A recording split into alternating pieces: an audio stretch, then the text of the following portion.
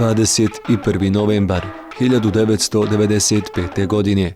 Američki predsjednik Bill Clinton u 11 sati i 40 minuta iz vrta ruža Bijele kuće saopštio je: nakon gotovo 4 godine i 250.000 ubijenih, 2 miliona izbjeglica i zlodjela koja su zapanjivala ljude širom svijeta, narod Bosne konačno ima priliku da se od užasa rata okrene obećanju mira.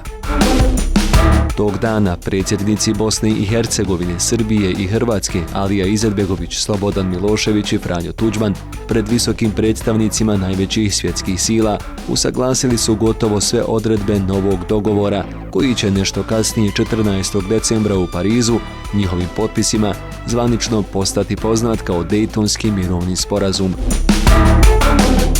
Pregovori su se odvijali od 1. do 20. novembra 1995. u američkoj zračnoj bazi Wright-Patterson u Daytonu, Ohio, u Sjedinjenim Američkim Državama. Bili su mukotrpni, iscrpljujući, često na ivici da propadnu. Mnogo je priča i tumačenja o tome šta se dešavalo u američkoj bazi nadomak grada Daytona. Na sva pitanja tačan odgovor ne može znati niko, jer su se pregovori odvijali u različitim paviljonima sa ograničenim brojem učesnika, praktično bez direktnog kontakta lidera 3 delegacije, koji su se za istim stolom nalazili tek nakon što su diplomatske bitke urodile plodom kod svih aktera u odvojenim pregovorima.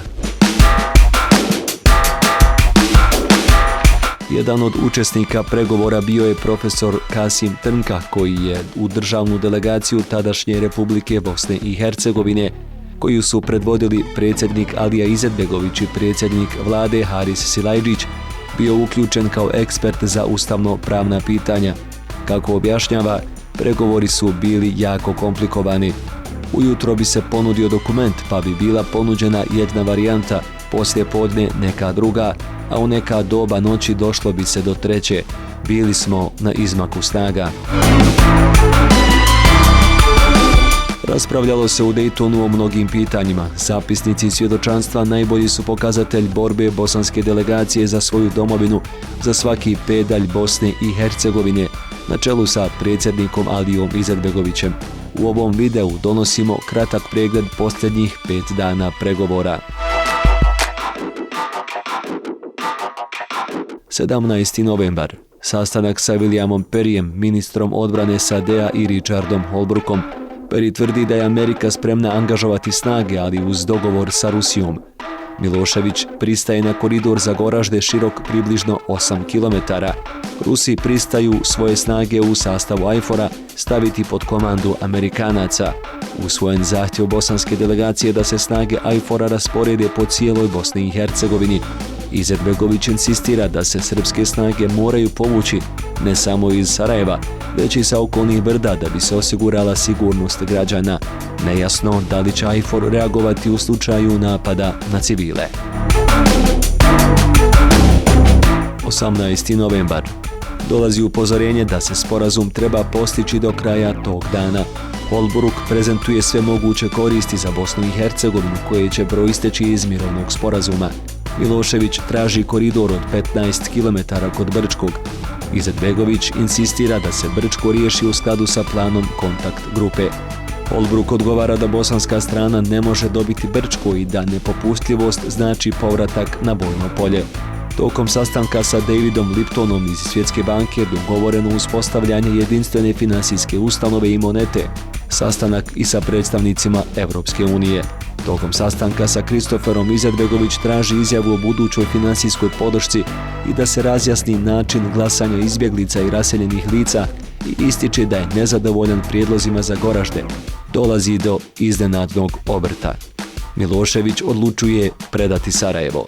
Milošević je Holbrooku rekao da je Izetbegović zaradio Sarajevo jer ga nije napuštao. 19. novembar. Kritičan dan. Rani sastanak bosanske delegacije sa Ovenom i njegovim timom pravnih eksperata oko spornih pitanja iz Ustava. Na traženje Krešimira Zubaka dogovoren podobni parlament i procedura imenovanja ministara i odobrenja od parlamenta. Sastanak sa Kristoferom i Mancesom. koji ukazuju na značaj dotad postignutih dogovora i insistiraju da bosanska delegacija popusti i da se postigne sporazum. Izetbegović ukazuje na problem Brčkog i da bi se spasili pregovori, predlaže da se pitanje Brčkog odloži i povjeri komisiji na rješavanje u naredna 2 mjeseca. Silajdžić je od rane večeri u pregovorima sa Miloševićem i američkom delegacijom, ne prospava na noć. U rano jutro dolazi poziv Izetbegoviću da proslavi postizanje sporazuma.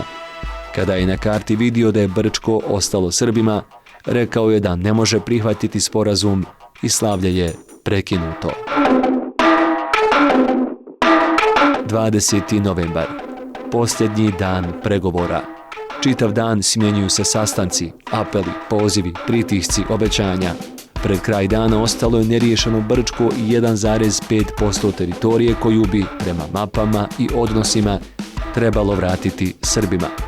Kristofer kasno navečer posjećuje Izetbegovića sa pitanjem da li je bosanska delegacija spremna popustiti u ove 2 stavke. Nakon konsultacija, Izetbegović ga obavještava da su spremni vratiti 1% teritorije, ali da Brčko ne daju.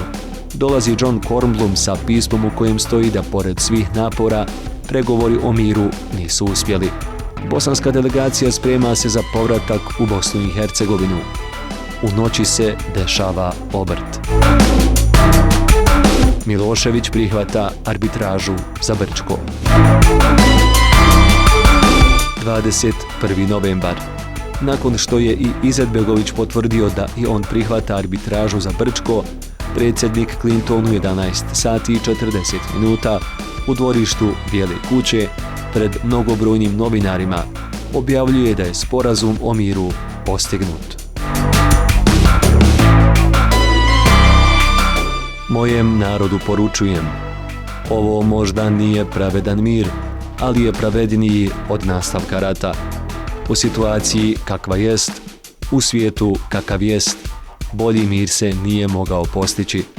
Bog nam je svjedok da smo učinili sve što je bilo u našoj moći, da nepravda za naš narod i našu zemlju bude manja.